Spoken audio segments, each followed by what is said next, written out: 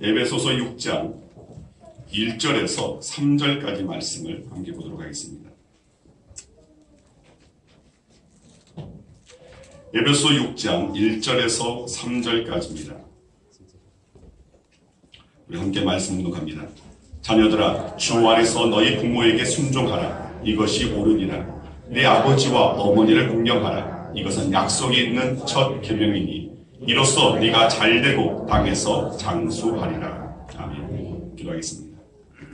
아버지 감사합니다. 주님, 오늘을 어버이 성김 주일로 주님께 영광을 올려드릴 수 있는 귀한 은혜 허락해 주시니 감사합니다. 주님의 말씀에 순종하는 우리 모든 성도들의 심령 되어지기 원하고, 주님의 그 마음을, 주님의 뜻을 헤아리며 그 뜻을 따라서 나아가는 우리 모든 성도들의 삶이 되어지기 원합니다. 그리고 말씀에 순종함으로 따르는 하나님의 그 은혜를, 하나님의 그 약속의 그 복을 차지하고 누리며 저들이 정말 하나님의 나라가 보여지고 또 그 하나님의 나라를 이 땅에서도 가슴에 품고 하나님의 나라의 삶을 살아갈 수 있는 우리 모든 성도들 되게 하여 주시옵소서. 이 시간 성령께서 함께하여 주시고 강단 위아래 동일하게 충만케 하실 줄 믿고 감사드리오며 사랑 많으신 예수 그리스도 이름으로 기도드리옵나이다. 아멘. 자, 우리 옆사람과 우리 앞에 사람 인사 나누겠습니다. 잘 오셨습니다. 주의 이름으로 사랑합니다. 주의 이름으로 축복합니다. 당신의 모습에서 주님의 얼굴을 뵙습니다. 당신은 작은 예수입니다. 네, 맞습니다. 우리는 형제의 모습 속에서, 자매의 모습 속에서 예수 그리스도의 모습을 볼 수 있어야 됩니다. 자, 이 말은 역으로 해서 나의 모습을 통하여 예수 그리스도가 나타나져야 한다는 겁니다. 이 은혜가 우리 가운데 충만히 거할 때에 비로소 우리 양원교회가 믿음의 공동체, 사랑의 공동체, 주님과 함께하는 임마누엘의 공동체가 되어질 줄 믿습니다. 그리고 그것이 또 여러분의 가정 가운데 흘러 들어가고 또 여러분 삶의 자리에 흘러 들어가서 정말 세상을 변화시키고 세상을 정말 썩어져가고 정말 더럽혀져 가고 있는, 추악해져 가고 있는 그 세상 가운데 한 줄기 빛이 되어질 수 있는 오늘 그 교회의 사명을 감당할 수 있게 되는 줄 믿습니다. 자, 오늘 말씀의 제목입니다. 따라서 하시길 바랍니다. 내 부모를 공경하라. 내 부모를 공경하라. 내 부모를 공경하라. 내 부모를 공경하라. 자, 우리 영상을 그냥 잠깐 보고 시작하도록 하겠습니다.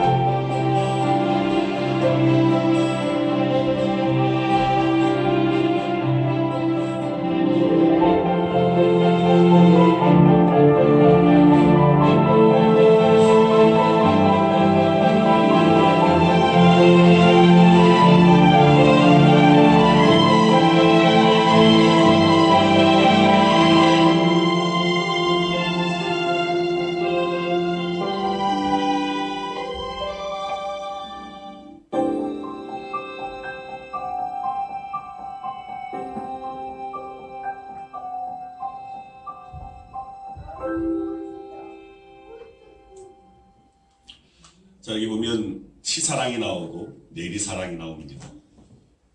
치사랑이라는 것은 손 아래 사람이 손 위 사람을 섬기고 사랑하고 그 은혜를 알면서 갚는, 우리 그 사랑을 치사랑이라고 합니다. 반면에 내리사랑은 위에서 손 윗사람이 아랫사람, 손 아랫사람을 향하여서 부르는 사랑입니다. 자, 사랑이 왜 위에서부터 아래로 흐를까? 그것은 아까 그 내용 가운데서 그 위에 있는 사랑이 더 크기 때문에 그 사랑은 위에서 아래로 내려가는 겁니다. 우리가 아무리 부모에 대한 그 사랑, 부모에 대한 그 은혜에 감사하면서 우리가 부모를 향하여서 사랑한다는 것은 그것보다 아무리 우리가 사랑한다 할지라도 부모가 우리를 사랑하는 그 크기에는 비할 수가 없습니다. 또 이것이 바로 예수 그리스도의 사랑이고 독생자께도 아낌없이 내어주시는 하나님의 사랑일 것입니다. 즉 저와 여러분들은 그 사랑 안에 있는 자들입니다. 하나님의 크신 사랑, 값없이 내려주시는 그 내리사랑 가운데 우리 양원교회가 있고 여러분의 가정이 있고 여러분의 자녀들이 있는 줄 믿습니다. 그 사랑 안에서 우리는 주님의 그 크신 사랑을 받은 자랍니다. 하나님께서 우리에게 주시는, 주님께서 우리에게 보여주시는 그 말씀대로 그 모습대로 닮아가야 할 자들입니다. 성경은 분명히 내 부모를 공경하라, 내 어머니를 내 아버지의 말씀에 순종하라고 분명히 말씀하고 있습니다. 과연 그 말씀대로 우리가 살아가고 있느냐? 이건 우리가 한번 좀 생각해 볼 수 있어야 됩니다. 말씀이 내 안에 살아있느냐, 내 삶 속에 살아있느냐, 나의 행위 속에 내가 정말 그 말씀에 순종하며 그 말씀대로 살고 있느냐는 우리가 매 순간 점검해 볼 수 있어야 할 것입니다. 요즘 신문이나 방송을 통해 보도된 그런 기사들을 접하면 얼굴이 찌그러집니다. 게임을 못하게 한다고 어머니를 살해한 아들이 나옵니다. 일자리를 얻지 못해서 집에서 놀고만 있다고 핀잔을 주던 아버지를 흉기로 살해한 아들이 나옵니다. 늙은 시어머니를 내팽개치고 때로는 폭행하고 학대하는 시어머니의 이야기가, 며느리의 이야기가 나옵니다. 이것은 오늘날 우리의 사회가, 우리의 가정이 얼마만큼 망가졌는지 보여주는 그런 실상입니다. 여러분의 가정은 어떻습니까? 여러분의 삶은 어떻습니까? 지난주에 포도원의 작은 여우를 잡자라고 말씀을 드렸습니다. 포도원의 그 작은 여우, 즉 우리의 가정을, 우리의 공동체를 망가뜨리는 사단 마귀의 그 계계는 어떤 커다란 어떤 일들로 우리에게 찾아오는 것이 아닙니다. 심히 작은 것, 심히 보잘것없는 것, 그것으로 말미암아 서로의 틈이 생기고 벌어지고 그 가운데서 반목하고 있는, 그것이 우리의 가정에도 이 사회에도 이 나라에도 계속되고 있는 그런 상황 아니겠습니까? 자, 이런 상황 가운데서 정말 믿음의 자녀들이라면 이 땅 가운데 하나님을 알고 하나님을 섬기며 말씀 가운데 예수 그리스도를 따르기로 하는 제자된 자들이 오늘 우리 안에 회복되어야 할 것이 무엇이겠습니까? 이제는 우리 안에 하나님의 말씀이 살아있어야 할 줄 믿습니다. 그리스도의 사랑이 살아있어야 할 줄 믿습니다. 값없이 부어주는 그 주님의 은혜가 사단 마귀가 장난질치는 그 틈을 버리는 그 모든 그 틈이 그리스도의 사랑으로 그리스도의 은혜를 주의 말씀으로 치워졌을 때에 그 작은 여우는 우리 안에 들어오지 못한다는 겁니다. 가정들이 왜 이렇게 피폐하고 망가지느냐? 그것은 한마디로 그들의 삶이 하나님에게서 떠나 있기 때문에 그렇습니다. 그들이 어느 순간 하나님을 버렸기 때문에 그 결과가 가정의 해체가 이루어진다는 겁니다. 우리의 믿음의 가정도 하나님에서 떠나면, 하나님의 말씀을 버리면 그렇게 될 수 있습니다. 어느 순간 세상에 눈을 돌리고 세상에 썩어질 것에 눈을 돌리고 세상적인 그 가치를 추구하다 보면 하나님의 주시는 그 영적 가치를, 이제는 그 가치를 붙잡지 못하는, 그래서 그 가치를 가치 있게 여기지 못하는, 그러므로 말미암아 우리의 가정이, 우리의 공동체가 망가지고 허물어진다는 겁니다. 우리의 가정이 건강하고 행복한 가정이 되려면, 또 우리의 공동체가 정말 건강한 그리스도와 함께한 믿음의 공동체가 되려면 우리 안에 회복되어야 할 것이 있습니다. 그것은 바로 사랑입니다. 부모와 자녀 간의 사랑, 그리스도와 오늘 우리의 그 사랑, 그 사랑이 회복되어져야 됩니다. 하나님과 우리의 그 사랑이 회복되어지기 위해서 이 땅으로 예수 그리스도께서 오셨고 예수님께서 십자가에 달려 죽으셨습니다. 그 십자가의 사랑으로 우리 안에 썩어져 버렸던, 우리 안에 사라져 버렸던, 우리 안에 메말라져 버렸던 그 사랑이 다시금 싹트할 줄 믿습니다. 부모에게 효도하는 것, 이것은 성경에서 굉장히 절대적으로 말씀하고 있습니다. 부모에게 효도하는 것은 예수 믿는 자들에게는 절대적입니다. 여러분 선택하는 것이 아닙니다. 이건 주님께서 절대적으로 이러해라라고 명령하신 바입니다. 여러분의 감정, 여러분의 상태, 여러분의 부모와 어떤 오해나 또 여러 가지 상처, 그런 것과 상관없이 성경은 분명히 말씀하십니다. 내 부모를 공경하라. 부모에게 효도하라고 절대적으로 선언하고 있다는 겁니다. 즉 우리는 믿는 자라면 우리의 상황, 우리의 조건, 우리의 마음 상태와 다를 것 없이 그런 거와 상관없이 오직 말씀 앞에 엎드려져야 되고 말씀 앞에 순종해야 됩니다. 왜 성경은 부모를 공경하라 했습니까? 그는 부모 위에 또 부모가 있고 부모 위에 또 부모가 있습니다. 그런데 그 끝에 이르게 되면 누가 계시느냐? 한번 말씀해 보겠습니다. 누가복음 3장 23절 이하의 말씀입니다. 자, 누가복음 3장에는 예수님의 그 족보가 나와 있습니다. 자, 누가복음 3장 23절 말씀 같이 한번 읽겠습니다. 예수께서 가르치심을 시작하실 때에 30세쯤 되시니라. 사람들이 아는 대로는 요셉의 아들이니 요셉의 위는 헬리오. 자, 요셉의 위는 헬리다. 또 31절에 그 위는 멜레아요, 그 위는 맨나요, 그 위는 마따다요, 그 위는 나다니요, 그 위는 다이시요. 또 34절 말씀 봅니다. 그 위는 야곱이요, 그 위는 이삭이요, 그 위는 아브라함이요, 그 위는 데라요, 그 위는 나홀이요. 계속해서 예수님의 그 위는, 또 그 위는 계속 나아갑니다. 38절입니다. 그 위는 에노스요, 그 위는 셋이요, 그 위는 아담이요, 그 위는 하나님이시니라. 성경에서 내 부모를 공경하라는 이 말씀은 부모에 대해서 그 말씀에 순종하고 효도를 다하라는 것은 바로 여기에 있습니다. 그 위에 나아가다 보면 제1근원자 하나님을 발견하게 된다는 겁니다. 그래서 우리가 부모에 대해서 순종하는 것은 바로 하나님을, 제1근원자 되시는 하나님을 섬기는 것입니다. 그래서 우리가 먼저 순종해야 될 대상, 우리가 효도를 다해야 할 대상은 제1근원자 되시는 하나님이십니다. 그리고 우리의 부모입니다. 근원자 되시는 하나님께서부터 이어지는 그 내리사랑으로 말미암아 오늘 저와 여러분들이 있기 때문입니다. 그래서 제1근원자 되시는 하나님을 사랑하고 바로 우리의 부모를 사랑하는 것, 이것이 바로 성경에서 절대적으로 말씀하고 있는 명령이라는 겁니다. 자, 그렇다면 효도는 어떻게 해야 될까요? 세상에서 말하는 효도가 아닙니다. 그리스도 안에 있는, 믿음 안에 있는 저와 여러분들이 어떻게 효도해야 할 것인가? 우리는 말씀 가운데서 우리가 행할 바를 우리는 따라갈 수 있는 자들이 되어야 됩니다. 오늘 본문에서는 이 질문에 대해서 이렇게 답을 하고 있습니다. 본문 1절 말씀입니다. 같이 읽습니다.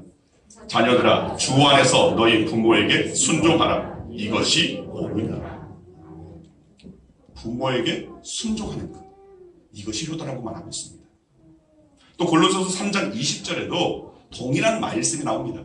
같이 한번 읽겠습니다. 자녀들아, 모든 일에 부모에게 순종하라. 이는 주 안에서 기쁘게 하는 것이니라. 이는 주 안에서 기쁘게 하는 것이다. 우리가 주님의 은혜 안에서, 주님의 사랑 안에서 주님을 항상 기쁘게 해야 할 것이 있는데, 근데 주님을 기쁘게 하는 그 가운데 정말 중요한 것이 순종하는 겁니다. 부모에게 순종하는 것. 이것은 바로 주님을 기쁘시게 하는 너무나 귀한 일이라는 겁니다. 그래서 믿음의 사람들은 오늘 말씀대로 주님을 기쁘시게 하는 자가 될 수 있어야 됩니다. 그리고 주님을 기쁘시게 하는 일은 내 부모의 말씀에 순종하라는 겁니다. 자, 성경을 보면 부모에게 순종을 잘해서 효의 본을 보이신 분이 있습니다. 그분이 누구냐? 바로 예수 그리스도십니다. 예수님은 성부 하나님 아버지의 뜻에 순종해서 이 땅에, 낮고 낮은 이 땅에 내려오셨습니다. 그리고 십자가에 못 박혀 죽기까지 성부 하나님의 그 말씀에 순종했습니다. 그 뜻을 따라갔습니다. 이렇게 순종하시면 우리에게 순종의 본을 보이신 분이 바로 예수 그리스도십니다. 또 아브라함의 아들 이삭도 마찬가지였습니다. 구약성경 창세기 22장에 보면 하나님께서 아브라함에게 그 독자 이삭을 모리아산으로 데려와서 그 이삭을 바치라는 그 말씀이 나옵니다. 아브라함은 다른 거 생각하지 않습니다. 오직 하나님의 말씀대로 나아갑니다. 새벽에 그 로마서의 그 말씀 가운데 자, 그 믿음이 어떤 믿음이었느냐? 아브라함의 그 믿음은 죽은 자도 살리시는 하나님을 믿는 믿음이었기 때문에, 전능하신 하나님을 믿는 그 절대적인 믿음을 소유했기 때문에 그는 다른 거 생각하지 않습니다. 아브라함은 부활신앙을 소유한 자였습니다. 그런데 그는 말씀대로 이삭을 이제는 데리고 모리아산으로 나아갑니다. 그런데 그 모리아산으로 나아갈 때에 아브라함이 그 당시에 그 나이가 약 120세 정도 되었을 나이입니다.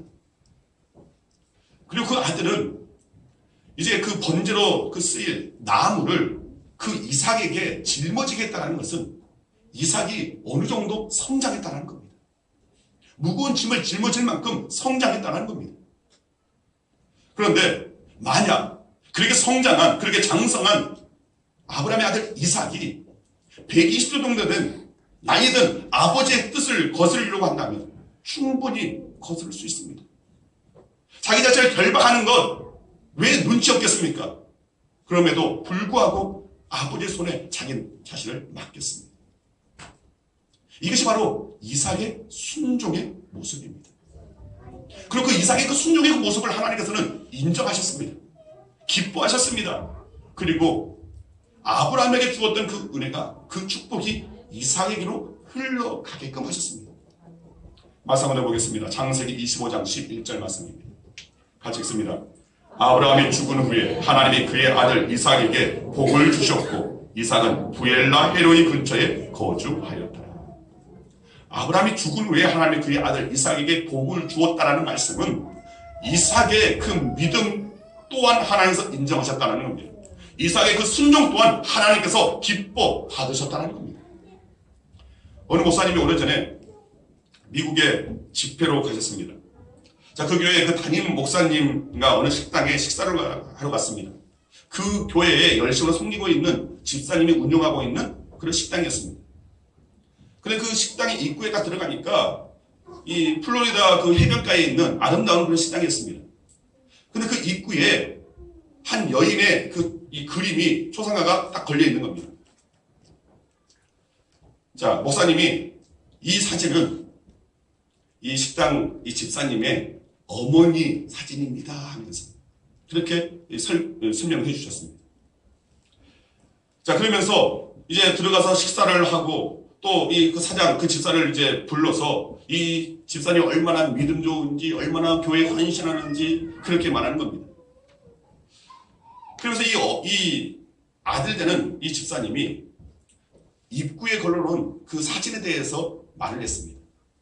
처음에 미국에 와서 얼마나 가진 고생을 했는지 자신은 이 아버지 없이 그 홀되어 드신 그 어머니의 그 수고 가운데서 정말 어렵게 여기까지 오게 됐습니다. 그 가운데 열심히 돈을 벌어서 지금 이 해변, 이 플로리다의 그 해변에 식당을 열게 됐는데 식당을 오픈하기 전에 어머니께서 암으로 하나님께서 불러가셨습니다. 그런데 어머니께서 마지막으로 그 유언하는 그 말이 두 가지였다고 합니다. 첫째는 사업보다 인생의 주인 대신 하나님을 더 길이 여기는 믿음의 삶을 살아라. 그리고 둘째는 이 식당에서는 절대 술을 팔지 말아라. 자, 식당 하면서 술을 팔지 않는다? 그것도 미국에서요. 이건 참 어려운 일입니다. 그런데 어머님의 그 유언에 따라서 그렇게 순종했다고 합니다. 근데 처음에는 술을 찾는 그 손님들이 술을 팔지 않는다고 하니까 막 행패를 부리고 협박을 하기도 하고 그러더랍니다. 그런데 그럴 때마다 저기에 입구에 걸어놓은 저희 어머님의 유언이 있었기 때문에, 어머니의 유언 때문에 저희 식당에서는 술을 팔지 않습니다 라고 말을 하면 모든 이들이 그냥 수긍하고 돌아가더랍니다. 자, 이 목사님께서 이제 나가실 때 그 어머님의 사진을 다시 한번 봤습니다. 그리고 그 밑에 있는 글귀를 보았습니다. 그 글귀는 그 식당의 주인 되는 그 집사님이, 그 사진의 아들 되는 그 집사님이 적어놓은 글귀였습니다. 뭐라고 써져 있냐면, 어머니의 미소는 저의 추억입니다. 어머니의 사랑은 저의 용기입니다. 어머니의 말씀은 저의 등불입니다. 어머니의 기도는 저의 능력입니다. 어머니의 주님은 저의 주님입니다. 여러분, 얼마나 아름다운 신앙입니까? 그 어머니의 그 신앙을 따라서 그대로 그 신앙의 그 유산을 이어받은 그 아들의 모습입니다. 오늘 우리는 어떻습니까? 오늘 우리는 이런 아름다운 신앙의 그 모습을, 유산을 우리는 받은 자들입니까? 아니면 그 신앙의 그 유산을, 여러분들이 갖고 있는 그 신앙의 유산을 또 자녀들에게 물려주고 있는 그런 신앙을 소유한 자들입니까? 여러분들 부모의 신앙을 이어받든 안 받았든 우리는 반드시 우리가 갖고 있는 그 신앙을 우리의 자녀들에게 흘려보내야 됩니다. 신앙의 유산을 물려줄 수 있는 자들이 되어야 한다는 겁니다. 그렇다면, 그렇게 되려면 오늘 우리 지금 현재 나의 믿음이 물려줄 만큼, 유산으로 물려줄 만한 그런 믿음이 될 수 있어야 됩니다. 과연 나는 하나님 앞에 바로 서는 믿음인가? 과연 나는 내 자녀들에게 신앙의 유산을 물려줄 수 있는, 믿음의 유산을 물려줄 만한 그런 믿음을 나는 갖고 있는가? 먼저 내 안에 충만해졌을 때 우리 자녀들에게 본을 보일 때에 그 사랑을, 그 신앙을, 그 믿음을 전할 수 있는 겁니다. 에베소 6장 1절의 말씀 보면 부모에게 순종할 때 맹목적으로 순종하라고는 하지 않았습니다. 뭐라고 말씀하고 있습니까? 주 안에서 순종하라. 주 안에서. 자, 이 말은 주님의 은혜 안에서, 주님의 말씀 안에서, 주님의 사랑 안에서 순종하라는 겁니다. 예를 들면 우상 숭배하는 것, 부모가 우상 숭배하는 것, 이것을 우리가 받아들여야겠습니까? 아닙니다. 예수를 믿지 말아라고 하는 것, 그 말씀에 우리가 순종해야겠습니까? 아닙니다. 왜냐하면 나도 죽고 너도 죽는 것이 바로 이런 말이기 때문에 그렇습니다. 그래서 우리는 목숨을 지켜 꼭 걸고 지켜야 할 것은 바로 우리의 믿음이고 우리의 신앙입니다. 그래서 성경은 부모에게 공경하되, 부모에게 순종하되 주 안에서, 믿음 안에서, 신앙 안에서 분명히 이렇게 말씀하고 있습니다. 그리고 두 번째는 부모님을 공경하는 것입니다. 자, 부모를 공경하라. 2절의 말씀입니다. 네 아버지와 어머니를 공경하라. 이것은 약속이 있는 첫 계명입니다. 이런 공경한다라는 그 말의 의미는 부모님을 존경하는 마음으로 순종하는 것을 말합니다. 구약 성경을 보면 이스라엘 백성들이 하나님의 백성답게 살기 위해서는 반드시 지켜야 할 계명이 있었습니다. 그 계명이 바로 모세를 통하여서 이스라엘 백성에게 준 10계명입니다. 두 돌판에 그 계명이 지켜져 있습니다. 그래서 한 돌판에는 1계명에서 4계명까지. 이 계명은 하나님과 인간 사이의 계명입니다. 또 하나의 그 돌판에는 5계명에서 10계명까지 6개의 그 계명이 적혀져 있습니다. 이 계명은 사람과 사람 사이의 관계에 있어서 지켜야 할 계명들입니다.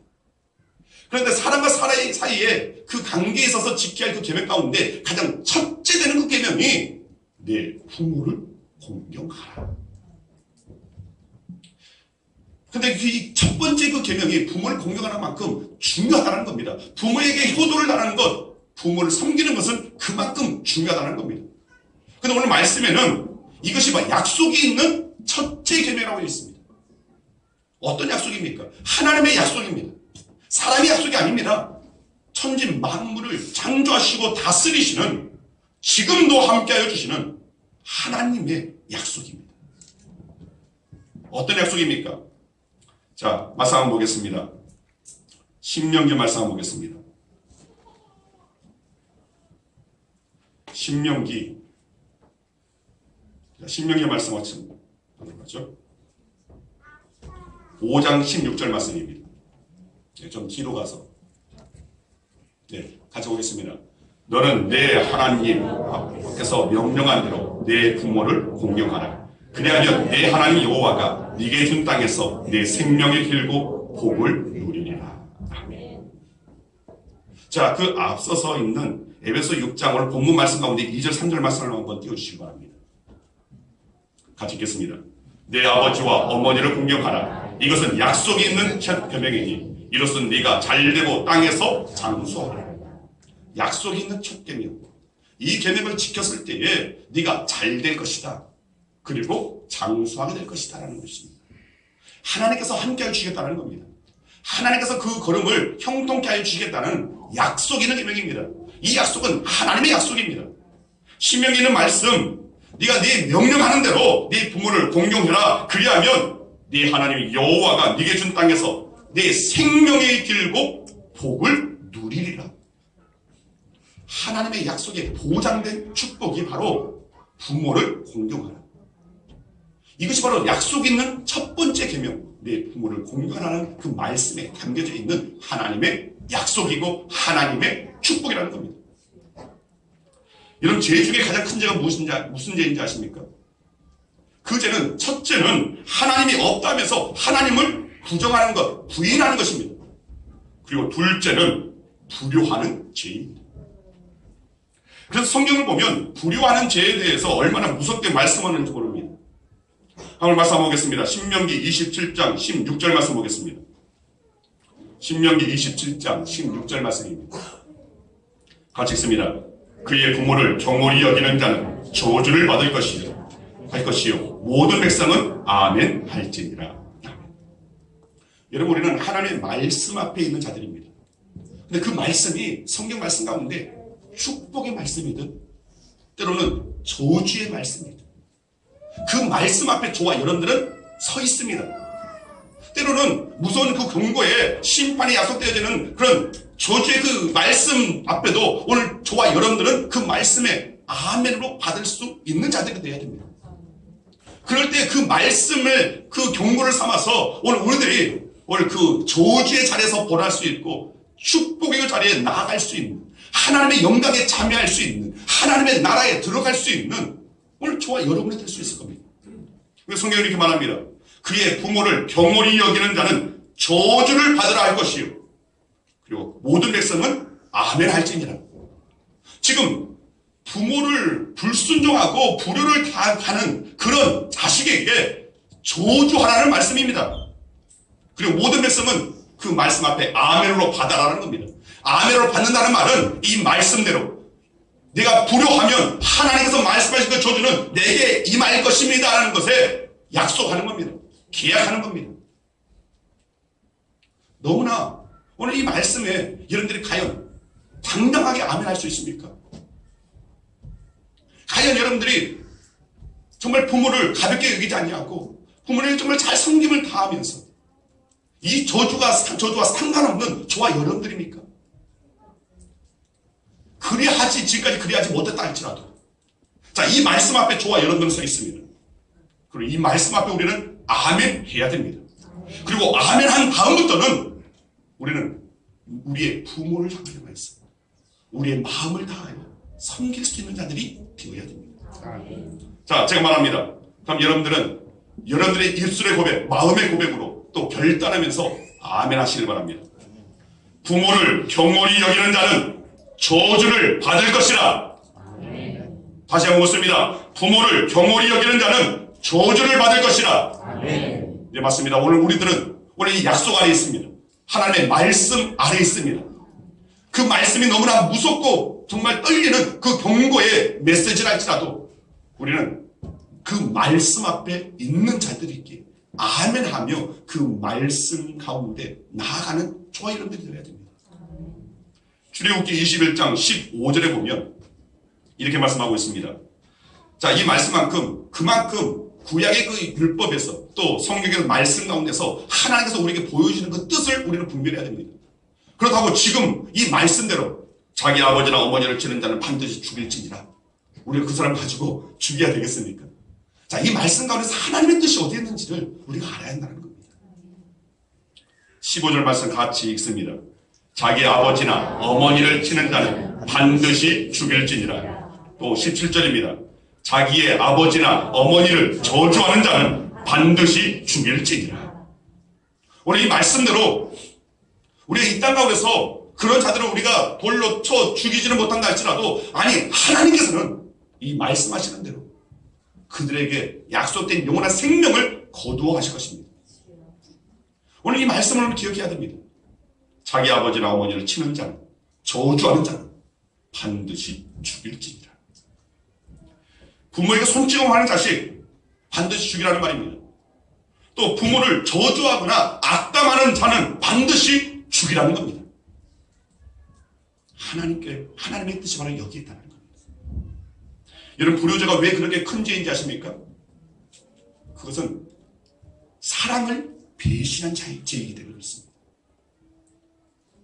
아까 첫째 대는 그 죄가 무엇이냐면 하나님을 부정하는 것, 하나님을 부인하는 것이 첫 번째 되는 죄라고 했습니다. 그게 왜 죄입니까? 그것 또한 하나님의 사랑을 배반하는 것이기 때문에 그렇습니다. 십자가의 그 사랑을 배반하는 것이기 되기 때문에 그렇다는 겁니다. 그만큼 불효하는 죄는 너무나 큰 죄입니다. 여러분, 효자가 효자를 낳는다는 말이 있습니다. 성경에는 분명히 심는 대로 거둔다라는 하나님의 그 법칙이 담겨져 있습니다. 정채봉 작가의 멀리 가는 향기라는 책이 있습니다. 자, 이 책에 어떤 이야기가 나온다면 어떤 집에 할머니가 계십니다. 그리고 아버지와 어머니가 있고 소년이 살고 있습니다. 자, 이 소년의 아버지와 어머니가 가끔 다툽니다. 처음에는 혹 자기 아들이 들을까봐 또는 어머니가 들을까봐 문을 닫고 소근소근하면서 다툽니다. 그런데 어느 정도 하다가는 이제는 자기 아들이나 어머니 상관없이 이제는 목소리가 점점 커집니다. 날이 갈수록 부부싸움이 점점 커집니다. 그리고 소년이 듣게 되고 또 그 할머니가 듣게 됩니다. 근데 내 병명이 무엇인 줄 알아? 하면서 당신 어머니가 저랬으니까 내가 병이 그럴 수밖에 없어 하면서 다투는 소리가 들립니다. 날이 가면서 소년의 어머니는 할머니를 보면 고개를 돌렸습니다. 얼마 가지 않아 아버지도 할머니에게 무심하기 시작합니다. 어느 날 또 싸움 소리가 들렸습니다. 소년의 어머니는 얼굴이 시퍼렇게 멍이 들어 외칩니다. 나를 택하든지 당신 어머니를 택하든지 양자간에 결정을 해라라고 그렇게 외칩니다. 마침내 소년의 아버지와 어머니가 합의를 합니다. 어떤 합의를 하냐면 할머니를 따로 방을 얻어서 살게 하는 것으로 합의를 결정을 내렸습니다. 낙엽이 우수 떨어지는 날 온 식구가 매달려서 할머니의 이삿짐을 꾸립니다. 아버지는 할머니의 옷상자를 묶고 어머니는 고무장갑을 끼고 할머니의 식기들을 챙깁니다. 그런데 소년은 종이와 연필을 가지고 와서 적기 시작합니다. 헌옷장 하나, 전기장판 하나, 이불과 담요 하나, 밥솥 하나, 숟가락 하나. 자, 그 모습을 본 어머니가 묻습니다. 너 왜 그런 걸 적니? 하니까 이 손이 대답합니다. 다음에 어머니를 보낼 때 똑같이 챙겨드리려고요. 우리가 효자가 되어야 우리 자녀 중에 효자가 나오는 겁니다. 효도하는 것을 보여줘야지만이 우리 자녀들도 그것을 본받아서 효도하게 되는 것입니다. 우리가 복받을 자손을 얻기를 원한다면 우리가 먼저 복받을 일을 해야 됩니다. 그리고 성경에서 말하는 부모를 공경하라는 것은 자기를 낳아준 부모에게만 하라는 것이 아닙니다. 말씀 한번 보겠습니다. 레위기 19장 32절 말씀입니다. 같이 보겠습니다. 너는 센 머리 앞에서 일어서고 노인의 얼굴을 공경하며 내 하나님을 경외하라. 나는 여호와이니라. 아멘. 이 말씀은 흰 머리의 노인을 보면 벌떡 일어서라는 겁니다. 자, 이 말씀이 주어졌을 때는 염색이라는 것이 없었으니까 염색하지 않는 그냥 흰머리 되시는 어른들한테만 그렇게 하라는 것이 아닙니다. 연배가 있으시면, 삶의 그 연배가 있으시면 그분 앞에 우리는 항상 겸손의 일을 다 할 수 있는 자들이 되어야 한다는 겁니다. 이것이 바로 성경의 가르침입니다. 이것이 바로 하나님의 가르침입니다. 하나님의 말씀입니다. 하나님을 믿는 자라면, 예수 그리스도의 그 십자가의 사랑을 받은 자라면 주님의 그 뜻을 받들어서 행할 수 있는 자들이 되어야 한다는 겁니다. 그럴 때에 우리의 가정이 바로 서게 되는 것이고, 그럴 때 우리의 공동체가 바로 서게 된다는 겁니다. 그럴 때에 이 나라에 소망이 있다는 겁니다. 왜요? 믿음의 본을 보여줄 만한 그런 자들이 있다는 그 자체가 소망이 있는 겁니다. 그래서 오늘 저와 여러분들이 먼저 이 말씀 가운데 바로 서야 할 줄 믿습니다. 그리고 우리는 세상 가운데 정말 악할 적이 짝이 없는, 변질되어지고 썩어져가고 추악하게 변하는 이 세상 앞에 그 가운데 소망이 있는 저와 여러분들이 되기를 소원합니다. 한번 영상을 한번 마지막 영상을 보고 마치도록 하겠습니다. 자, 치사랑과 내리사랑을 생각해 볼 수 있는 영상입니다. 하나님이 알아요.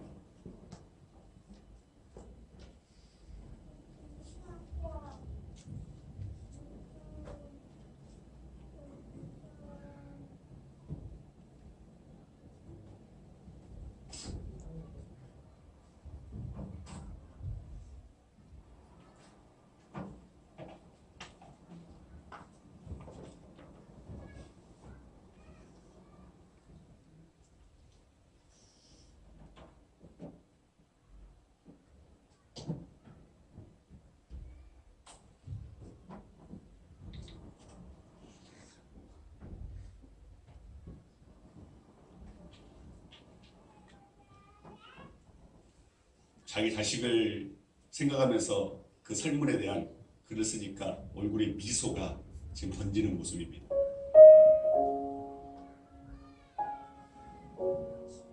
근데 그 질문이 바뀝니다.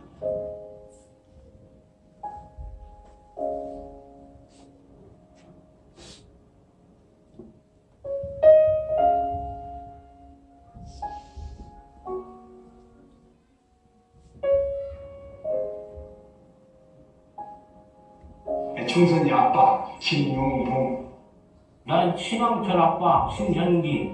이용근입니다. 큰아들이. 저 영우 아버지 되는 사람입니다. 조유석 아빠.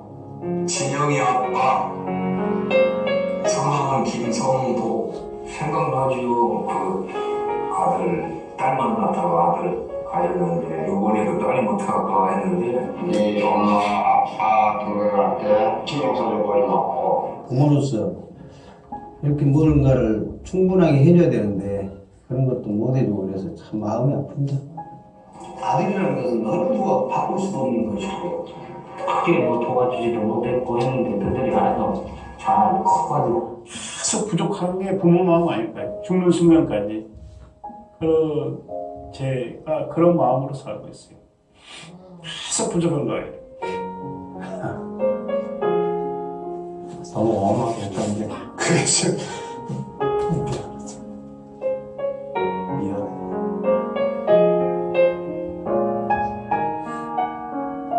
항상 내가 부족하고 항상 미안해요. 미안하다. 참 모든 것이 부족하고 못 가르치고